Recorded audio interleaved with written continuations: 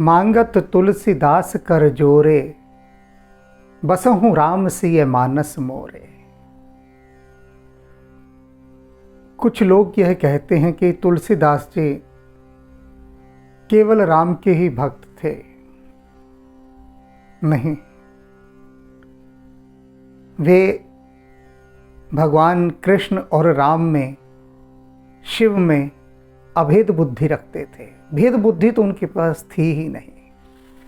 अनेक स्थानों पर उन्होंने इस बात के प्रमाण दिए हैं और मानस में तो कहा भी है, शिव द्रोही मम दास कहावा, सो नर सपने हूं मोहि नहीं भावा। राम के माध्यम से कहलवाया है। राम ही कहते हैं भक्तों से कि शिव द्रोही मम दास कहावा, कि जो भगवान शिव को नहीं मानता, उनका विरोध करता है और मेरी पूजा करता है, मम दास कहावा, और मुझे अपना दास कहता है कि मैं तो राम का दास हूं और भगवान शिव को नहीं मानता। सो नर सपने हूं मोहि नहीं भावा, वह नर तो सपने में भी मुझे भाता नहीं है। वह व्यक्ति, वह जीव जो शिव के साथ द्रोह करे। और यहां पर अब तुलसीदास जी जो विनय पत्रिका में विनय कर रही, अब वे यहां पर राम और कृष्ण को अभेद एक ही मानकर चल रहे हैं। आरंभ में वे कृष्ण का ही नाम ले रहे हैं, विनती राम से कर रहे हैं, लेकिन संबोधित कृष्ण को कर रहे हैं। क्यों? क्योंकि वो राम और कृष्ण को एक ही मानते हैं। और इस विनती में बहुत गहरी आर्त और प्यारी पुकार लगाई है। ईमानदार सभी जगह वही रहा है, कहीं भी ऐसा नहीं, पर कुछ जगह ऐसा होता है कि चमक कुछ ज़्यादा दिखाई दे जाती है। हम आभूषण पहनते हैं तो कभी कभी उस पर प्रकाश पड़ता है तो कोई कोई कोना उसका कभी चमक जाता है, कभी कोई कोना चमक जाता है। चमकने वाले सारे ही उसके कोने हैं और जो कोना नहीं है वह भी चमकने वाला है। यह है कि कब कहां प्रकाश पड़ गया। तो अभी इस विनय में, इस स्तुति में अनेक सुंदर स्थलों पर प्रकाश पड़ा है, चमक दिखाई दे रही है। जानते हैं उस चमक को, देखते हैं उस चमक को। कस न करहूं करुणा हरे, दुख हरन मुरारी। हरे कृष्ण गोविंद मुरारी कहते हैं ना हम सब, तो वही कह रहे हैं तुलसीदास जी, हे हरे, हे मुरारी। कैसे हैं आप? दुख हरण, दुख को हरने वाले। अब जब आप दुख को हरने वाले हैं तो कस न करहूं करना, किस कारण से मुझ पर करुणा नहीं कर रहे? कहा तो आपको हरे कहा जाता है, हे हरे, यानी हरण करने वाले, भीतर के दोषों का पूरी तरह से हरण कर लेते हैं आप। और क्या हैं आप? सारे दुख हैं उनको भी दूर कर देते हैं। तो क्या कारण है कि आप मुझ पर करुणा नहीं कर रहे? त्रिविध ताप संदेह शोक संशय भय हारे। मैं तीनों तापों से जल रहा हूं। त्रिविध ताप सबसे भयंकर ताप हैं, यही तो मनुष्य को सताते हैं सबसे अधिक। ये जो हम इतने दुखों से घिरे रहते हैं, कष्टों से घिरे रहते हैं, किसके कारण? त्रिविध ताप। अनेक बार मैं बता चुका हूं त्रिविध ताप के बारे में, और जब भी ये बात आती है तब भी लगता है कि बता देनी चाहिए, क्योंकि कोई आवश्यक नहीं यह बात कि किसी ने वो पहले वाले मेरे सभी एपिसोड देखे हों जिनमें इन बात का उल्लेख है। कोई अभी यही वाला देख रहा हो तो वह सोचता ही रहेगा त्रिविध ताप क्या होता है। तो मैं बता देता हूँ, 3 तरह के ताप हैं, कष्ट जो सता रहे हैं पूरे मनुष्य को। पूरे मनुष्य को, जितने भी मनुष्य हैं इस संसार के। पहला है अधिभौतिक, जिसमें एक मनुष्य दूसरे मनुष्य के साथ हिंसा करता है, वायलेंस, मार रहा है एक आदमी दूसरे आदमी को, उसे अधिभौतिक कहते हैं। ये डाकू, ये सारे आतंकवाद फैलाने वाले या अन्य ऐसे देश जो अन्य छोटे देशों को या बाकी देशों को कुचलना चाहते हैं, वे सब इस अधिभौतिक ताप के अंतर्गत आते हैं। एक शक्तिशाली राष्ट्र है, वह बाकी सभी राष्ट्रों को कुचल देना चाहता है, तो उन पर अत्याचार करता है, हिंसा करता है, तो इसे कहते हैं अधिभौतिक। फिर दूसरा है अधिदैविक। अधिदैविक कष्ट होते हैं, जैसे कि ज्वर आ गया, कोई बुखार हो गया, आंधी तूफान, भूचाल, ज्वालामुखी इत्यादि अनेक प्रकार के जो जिन पर इंसानी बस नहीं चलता, उन्हें अधिदैविक कहते हैं। अधिभौतिक पर इंसानी बस चल सकता है। एक इंसान दूसरे इंसान को न मारे, हिंसा ना करे, प्रेम में रहे, तो अधिभौतिक कष्ट होगा ही नहीं। सर्वे भवन्तु सुखिनः सर्वे सन्तु निरामया सर्वे भद्राणि पश्यन्तु मा कश्चित् दुख भाग भवे। ऐसा अगर मनुष्य सोचने लगेगा तो किसी को दुख नहीं होगा, तो अधिभौतिक कष्ट समाप्त हो सकते हैं। लेकिन ये क्यों नहीं होते समाप्त? ये आध्यात्मिक कष्टों के कारण समाप्त नहीं होते। पहला तो बता दिया मैंने, अधिभौतिक। दूसरा है अधिदैविक। जितनी भी प्राकृतिक आपदाएं आती हैं, वे सब अधिदैविक कहलाती हैं। और अंतिम है आध्यात्मिक कष्ट। आध्यात्मिक कष्ट क्या है?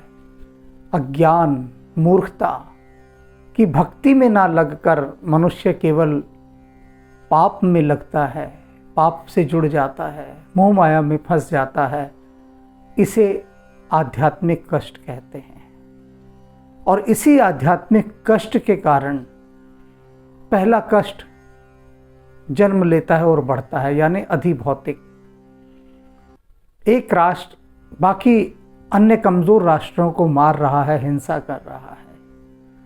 एक व्यक्ति दूसरे व्यक्ति की हत्या करके धन छीन रहा है। क्यों कर रहा है? आध्यात्मिक कष्ट है उसे इसलिए क्योंकि अज्ञान में घिरा है, जड़ता में, मूर्खता में, माया में। इस कारण से वह कर रहा है। तो तुलसीदास जी कह रहे हैं कि ये तीनों प्रकार के जो कष्ट हैं, त्रिविधि ताप, ये तीनों ताप मुझे जला रहे हैं। और क्या जला रहा है? संदेह सबसे बड़ा शत्रु है मनुष्य के भीतर का, संदेह। क्योंकि हर चीज पर वो संदेह करता है, हर चीज पर। भक्ति मार्ग तो संदेह से भरा ही हुआ है उसके लिए, क्योंकि मन जो है वो सदा शंकालु रहता है, सदा शंकालु, जरा जरा सी बात पर संदेह करता है। तो तुलसीदास जी कह रहे हैं मेरे भीतर जो इतने डाउट्स हैं, ये भी मुझे परेशान करते हैं, सताते हैं। और क्या है? शोक। अब जब त्रिविधि ताप से घिरा हुआ हूं तो कष्ट तो पा रहा हूं, और उन कष्टों से ही मेरा शोक बढ़ रहा है। और क्या है? संशय, भय भारी। संशय यानी अज्ञान, इतना गहरा अज्ञान है, और इन सब के कारण मैं बड़ा भयभीत हो गया हूं। हारे, इन सब को हर लो, इन सभी को हर लो। और कस न करहूं करुणा हरे। हे हरे, आप मेरे पे करुणा क्यों नहीं कर रहे हैं? आप देख रहे हैं कि मैं त्रिविधि ताप से जला जा रहा हूं। संशय, शोक, संदेह, भय, ये सब मुझे घेरे हुए हैं चारों तरफ से। तो करुणा करके मेरी रक्षा क्यों नहीं कर लेते? क्यों मुझे इनके बीच में फंसा हुआ छोड़ दिया है? इक कलिकाल जनित मल, मति मंद मलिन मन। इतना सब तो है हे प्रभु, और ऊपर से क्या है, एक कलिकाल, ऊपर से ये कलयुग। यही दोष कम न थे कि मेरी छाती पर कलयुग भी सवार है, वो भी तो खड़ा है। कलयुग में मैं जी रहा हूं। जीवन मल, जनित मल, और कलयुग के द्वारा दिया गया जो मल है, जो पाप है, उससे भी मैं लिप्त हो गया हूं। कलयुग से बड़े पापों का जन्म होता है, अभी बताऊंगा मैं। तुलसीदास जी कह रहे हैं, कलयुग के उन पापों ने भी मुझे मलिन कर दिया है, गंदा कर दिया है, मैला कर दिया है, दूषित कर दिया है। मति मंद, मेरी बुद्धि को मंद कर दिया है। बेअक्ल हो गया हूं मैं, बुद्धि ही नहीं रही मुझ में, और है भी तो बड़ी अशुभ बुद्धि है, पाप बुद्धि है। मंद बुद्धि कर दिया है उसने। किसने? कलयुग के पापों ने। मलिन मल, और मेरा मन जो है वो क्या कर दिया है? मलिन कर दिया है, मैला कर दिया है। इस मलिन मल के साथ मेरा मन इतना अधिक मैला हो गया है कि उससे मेरी बुद्धि भी मंद हो गई है, और मैं इस कलयुग के सारे पापों से घिर गया हूं। पूरी ईमानदार बात बता रहे हैं, पूरी ईमानदार बात। कलयुग पवित्रता को भी अपवित्र कर देता है। मैं उदाहरण बता रहा हूं अब कि क्यों तुलसीदास जी ने ऊपर कहा अभी पहली पंक्ति में कि एक कलिकाल, जनित मल मति मंद मलिन मन, कि इस कलयुग के पापों के कारण मैं दूषित हो गया हूं। पहाड़ी लोग, बहुत अच्छे से जानता हूं मैं पहाड़ी लोगों को, बरसों से मेरा उनके साथ संबंध रहा है, मेल जोल रहा है। पहाड़ी लोग बहुत ही सरल, सीधे, सच्चे और पवित्र, बहुत अच्छे, बहुत प्यारे। धीरे धीरे उन्होंने महानगरों की ओर अपने रुख कर दिए, मेट्रो सिटीज में आकर रहने लगे, नौकरी के लिए और कामकाज के लिए, व्यापार के लिए। और कलयुग का पाप महानगरों में खुल के नाचता है, नंगा नाच करता है। तो हुआ क्या कि वे जो सीधे सच्चे सरल पहाड़ी लोग थे, जब समतल भूमि में इन मेट्रो नगरों में आने लगे तो उन्होंने देखा यहाँ पर फैला हुआ पाप, छल कपट, धूर्तता, ईर्ष्या, द्वेष, क्रोध, अहंकार और कुचक्र, षड्यंत्र, यानी पाप के जितने गोरख धंधे हैं उन्होंने सब देखे। और धीरे धीरे वे पाप के उन रंगों में रंगने लगे, और उन्होंने अपनी वो सहज पवित्रता, शुद्धता सब खो दी। उन लोगों ने जो इस पाप से प्रभावित हो गए। कुछ लोग हैं ऐसे पहाड़ी लोग जो रह रहे हैं महानगरों में, लेकिन अभी तक वही पहाड़ी सरलता, शुद्धता, पवित्रता, सहजता उन्होंने बचा कर रखी हुई है। क्यों रखी हुई है? वो भक्ति मार्ग पर हैं, इसलिए बचे हुए हैं। और बाकी सबको ये कलयुग जनित मल, पाप, दोष सब उनकी पवित्रता को खा गए। ऐसा तो हुआ नहीं कि ये पवित्र पहाड़ी लोग जब धरती पर आते, इस समतल भूमि पर, महानगरों में, तो इनकी सरलता और पवित्रता देखकर पापी लोग बदल जाते। वह तो हुआ नहीं, बल्कि ये पापी हो गए। क्यों हो गए? क्योंकि पाप का आधिक्य इतना है। तभी तो तुलसीदास जी कह रहे हैं, एक कलयुग जनित मल। ये जो कलयुग से पैदा हुए पाप हैं, ये इतने अधिक हैं कि ये सारी पवित्रता, शुद्धता सबको नष्ट कर देते हैं, सभी को। कुछ बच भी जाते हैं, सिर्फ मैं कह रहा हूं वही बच जाते हैं जो प्रभु की भक्ति में लीन रहते हैं। अन्यथा कलयुग के पापों से बचना बहुत कठिन है, बहुत कठिन। आज भी पहाड़ों पर जाकर देखिए, पहाड़ी लोग आज भी बहुत सरल, सच्चे, सीधे और ईमानदार हैं। आज भी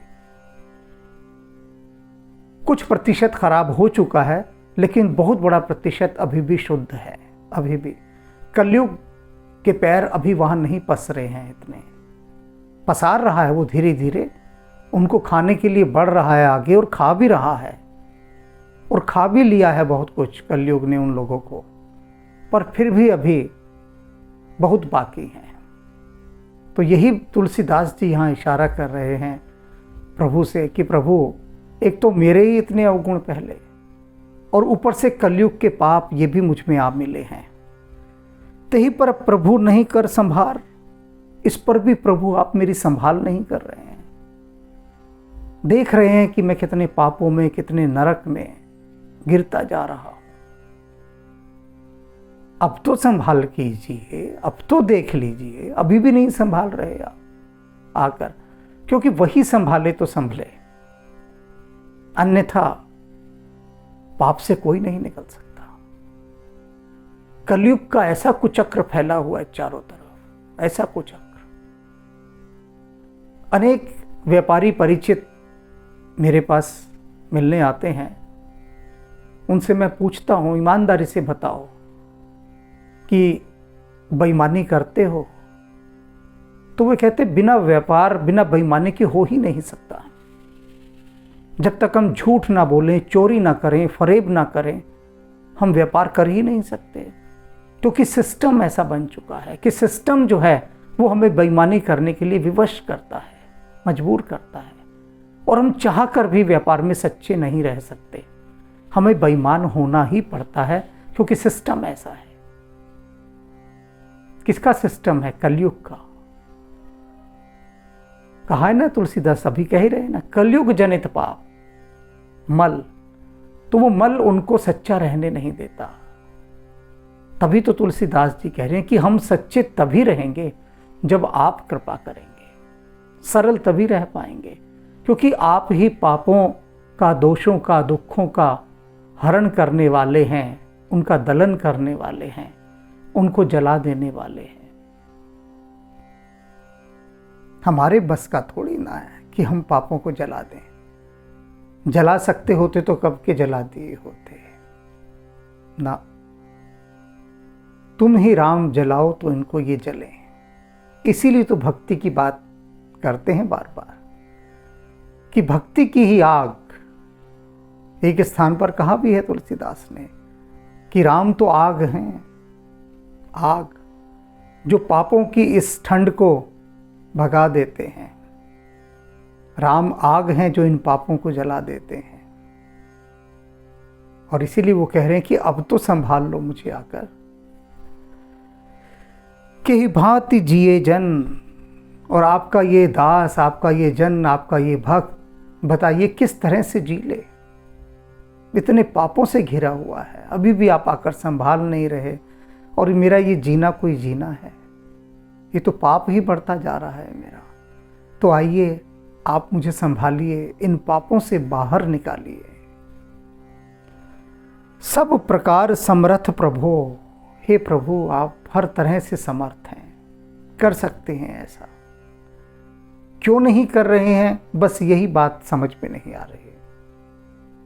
मैं सब विधहीन, मैं हर तरह से दीनहीन हूं, हर प्रकार से मरा हुआ हूं मैं, और आप हर प्रकार से समर्थ हैं। तो मुझ पर कृपा करें, मुझे मेरे पापों से निजात दिलाएं, पार ले जाएं मुझे इनसे। यह जिए जान द्रवो नहीं, मैं कर्म विहीन। अपने मन में यह जानकर कि प्रभु मुझ पर अभी तक कृपा नहीं कर रहे हैं, मैं एक बात जान गया हूं। क्या? मैं कर्म विहीन, मैं अभागा हूं, निर्भाग हूं। क्योंकि यदि भाग्यशाली होता तो आपका कृपा पात्र होता। आप मुझ पर कृपा करते, मेरे इन पापों को जला डालते, मुझे शुद्ध बुद्ध आत्मा बना देते, पवित्र करते, अपनी भक्ति में लगाए रखते। इन पाप के गोरख धंधों में थोड़ी ना मैं लगा रहता। मैं सरल व्यक्ति हो जाता, पवित्र व्यक्ति हो जाता। नहीं हुआ, क्यों? क्योंकि मैं बड़ा अभागा हूं। दुर्भाग्य मेरा कि आपकी कृपा का पात्र नहीं बन पा रहा। भ्रमत अनेक जोनी रघुपति, पति आन न मोर। अनेक योनियों में मैं भटकता रहा हूँ हे रघुपति, हे मेरे राम, लेकिन एक बात मैं जानता हूँ, एक बात। क्या बात? पति आन न मोर, मेरा कोई और पति नहीं है और कोई स्वामी नहीं है। पति आन न मोरे, मेरे तो सिर्फ आप ही स्वामी हैं, आप ही सब कुछ है मेरे, जो भी कुछ हैं। किसी भी योनि में रहूं, कहीं भी जन्म लूं, लेकिन आप ही मेरे नाथ रहेंगे हे रघुनाथ। दुख सुख सहो रहो सदा शरणागत तोरे, सुख दुख में सब सहूंगा, जितने भी आएंगे सहूंगा, रहो सदा शरणागत तोड़े, और सदा आपकी ही शरणागति रहूंगा और किसी की शरण नहीं जाने वाला हूं मैं। किसी योनि में रहूं, चाहे कितने दुख सहूं, कितने कष्ट सहूं, लेकिन शरण आपकी ही रहूंगा मैं। तो मम देव न को कृपालो, तो सम देव न को कृपालु, आपके समान भला और कौन कृपालु देव है? कौन ऐसा प्रभु है जो आपके समान कृपालु हो? कोई भी तो नहीं है। समझो मन माही, मैं इस बात को मन में अच्छी तरह से समझ चुका हूँ कि मेरे प्रभु श्री राम, उनके अतिरिक्त, उनके समान अन्य कोई कृपालु है ही नहीं। जैसी कृपा वे करते हैं वैसी कोई कर ही नहीं सकता, सामर्थ्य ही नहीं है किसी में, क्योंकि आप ही सर्वसमर्थ हैं। यह बात मैं अच्छी प्रकार से समझ गया हूँ।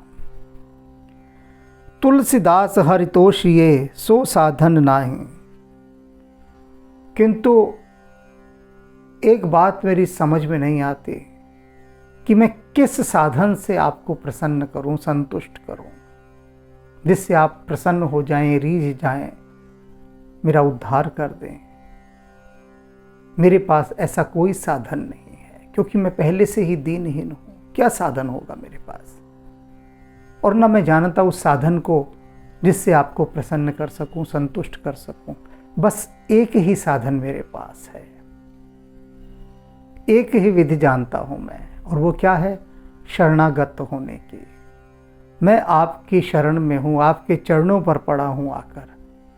बस शरणागति ही मुझे आती है और कुछ नहीं आती। शरण में आ जाना ही मुझे भाता है, यही समझ में आता है। और बाकी मुझे कोई साधना, उपासना, अनुष्ठान, पूजन, कोई विधि नहीं, क्योंकि हजारों विधियां हैं, हजारों विधियां। किस किस विधि को करूं मैं? तो मैं एक ही विधि समझ गया हूं, वो है शरणागत की। क्योंकि मैं जानता हूं जो भी आपकी शरण में आया, आपने उसको थाम लिया। ये रहस्य मुझे समझ में आ गया है। तो मैं आपकी शरणागत हूं। अब आप मुझे इन पापों से बाहर निकाल दीजिए। ये कलयुग के जो दोष, दुख, ये सब मुझ पर अपना प्रभाव न डालें, क्योंकि आप हैं मायापति। आप यदि अपनी माया को कह देंगे कि तुलसी को मत छूना, तो वह फटकेगी भी नहीं मेरे पास। आप कह दीजिएगा तुलसी मेरे शरणागत है, मेरी शरण में आया हुआ है। बस इतना कहना ही पर्याप्त है। माया को यदि राम ये कह दें कि यह मेरी शरण में आया हुआ है, फिर माया उस ओर देखती भी नहीं, उससे सरोकार ही नहीं रखती। क्या लेना देना, माया नहीं देखती। राम ने कह दिया था माया से, ये कबीर मेरे शरणागत है। महावीर, नानक, बुद्ध, तुलसी, सूरदास, रैदास, बहुत लंबी श्रृंखला है। मीरा, कहाँ कहाँ तक गिनाऊं। राम ने कह दिया था माया से, ये मेरी शरणागत है, और उसके बाद माया ने उनकी तरफ देखा तक नहीं, और वे माया से मुक्त रहे। तो इसलिए यहाँ पर इस विनय में तुलसीदास जी ने हम सभी को बहुत अच्छे से ये रहस्य की बात बता दी है कि यदि कलयुग के पापों से बचना है और जो पहले से ही संचित हमारे पाप हैं उनसे भी मुक्त होना है, तो एक ही मार्ग है कि प्रभु के शरणागत हो जाओ। तेरा राम जी करेंगे बेड़ा पार, उदासी मन काहे को डरे, काहे को डरे, काहे को डरे रे।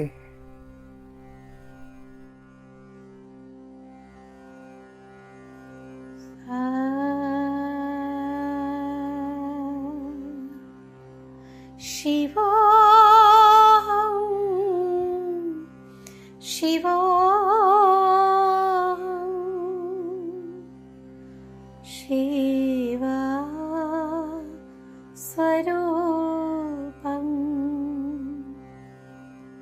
शिवोऽहं शिवोऽहं शिवा स्वरूपम् नित्योऽहं शुद्धोऽहं बुद्धोऽहं मुक्तोऽहं नित्योऽहं शुद्धोऽहं बुद्धोऽहं